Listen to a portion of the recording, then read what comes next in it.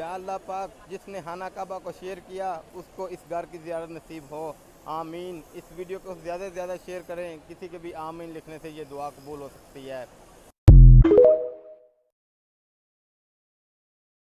বিষ্ণু ইসা ইসলাম সুবহানা রাব্বিয়াল আ'লা এর পাশাপাশি তিনি সিজদায় যেয়ে পড়তেন সুবহানাকা আল্লাহুম্মা রাব্বানা ওয়া বিহামদিকা আল্লাহুম্মা গফিরলি। এটা জানি না আমরা। এর অর্থ হচ্ছে, হে আমার রব, আপনার পবিত্রতা ঘোষণা করছি, আপনার প্রশংসা আমরা করছি, আল্লাহ আপনি আমাকে ক্ষমা করে দেন, আল্লাহুম্মা গফিরলি। এই দোয়াটা বিষ্ণু ইসা রাতে বাচ্চারা কান্নাকাটি করলে কোরআনের 3টি সূরা পড়ুন, আপনার বাচ্চার কান্না অলৌকিকভাবে বন্ধ হয়ে যাবে।